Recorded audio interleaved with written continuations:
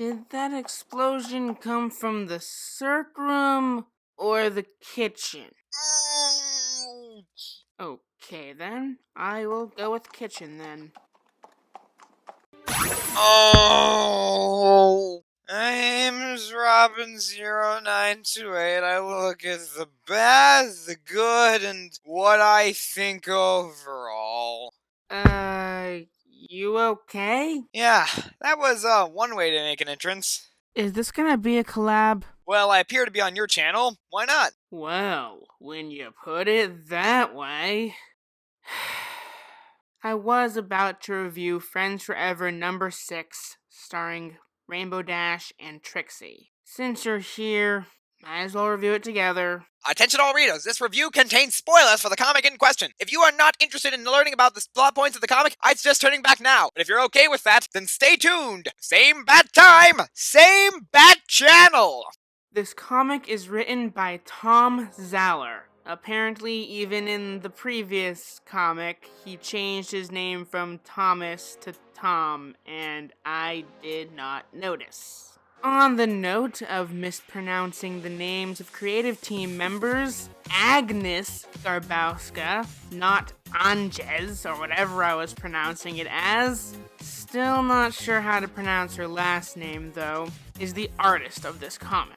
I have nothing new to point out about her art specifically, but I will note that this comic is one of the first to shuffle the creative team. Tom typically works with the artist Tony Fleece, and Agnes typically works with the writer Ted Anderson. Not entirely sure why they mixed it up, but we'll see how well it turns out. Robin, what's your take?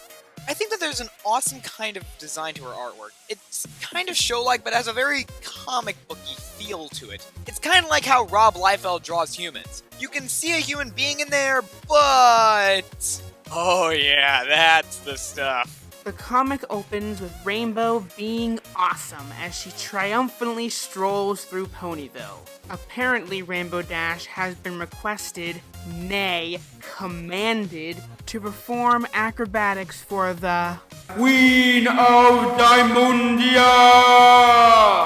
Which is an honor that apparently not even the Wonderbolts have had. Though the rest of the main six have never heard a kingdom by that name. As it turns out, Diamandia is the kingdom of the Diamond Dogs. Based on her previous experience with them, she's about to leave when she's told not all Diamond Dogs are like the ones she previously encountered. She agrees to meet with the Queen. The Queen is none other than the great and powerful Trixie! Say what? Quick side note, as I mentioned in my Manhattan Mysteries review, this comic happens chronologically before that arc. Continuity!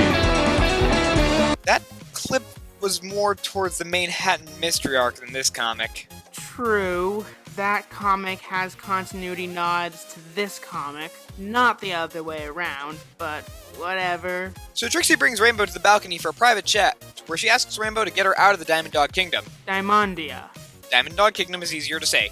Anyways, Trixie tells Rainbow how she became the queen. She was on her way to a show when her stuff fell in the mud. Then she was found by the Diamond Dogs and made queen, but are still holding her against her will.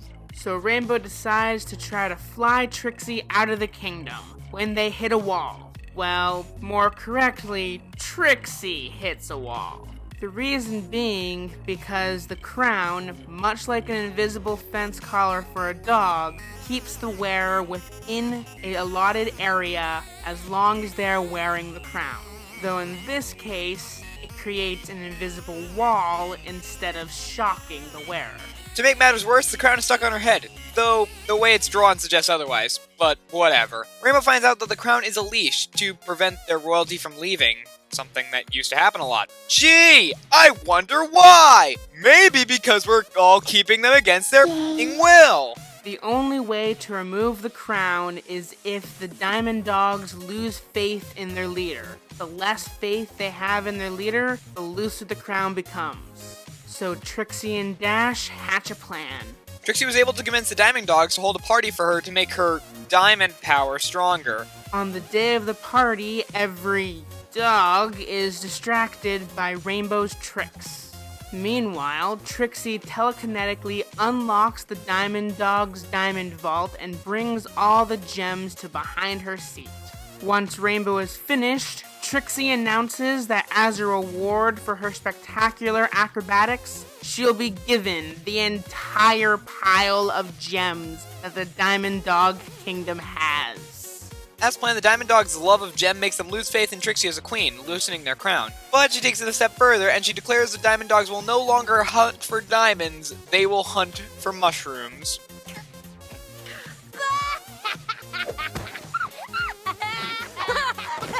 And just as the dogs are forming into an angry mob, Trixie has Dash do one final trick.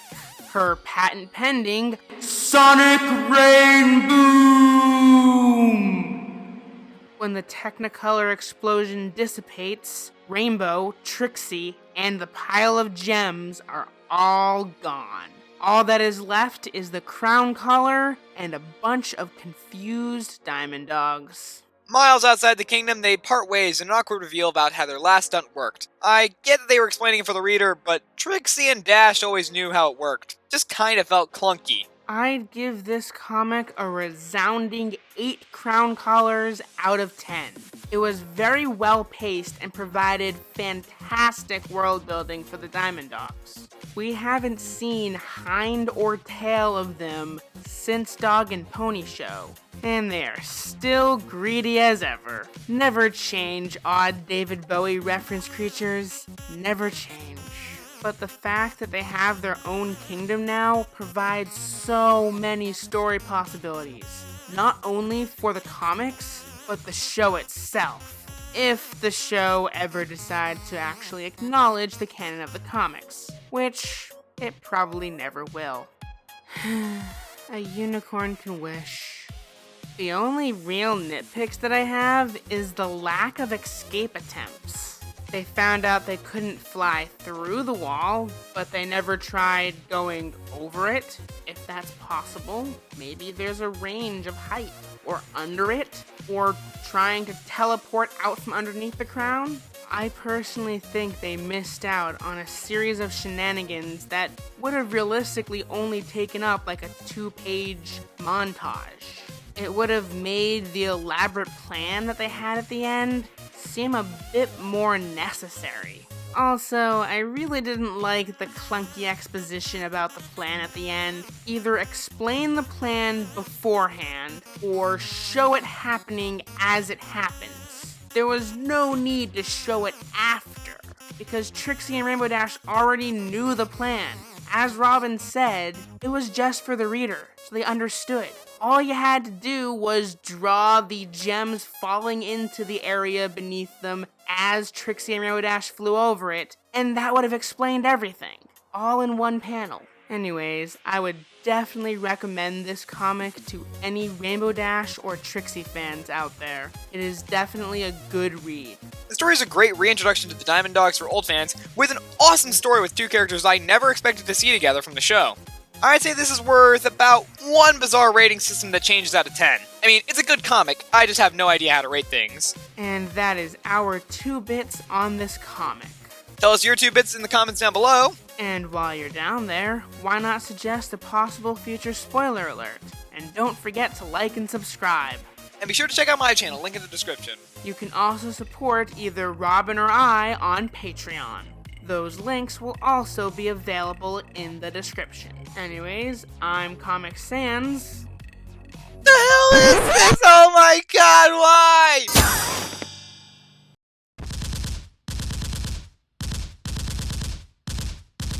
My name's Robin0928 and I'll see you guys next time! Next time, I'll be covering the one-shot main series comic I've dubbed Pet Save the Day for lack of an official title. Sweet Celestia, every pony in this rift is crazy. Oh, this really hurts. Can anybody hear me? Hello? I'm still alive down here. I could really use a band-aid. Or, a cast. Either one would be really effective right now. I know that I sound like Rick Moranis, but I swear I'm not. I'm an internet critic. I'm not meant to get hurt. Hello?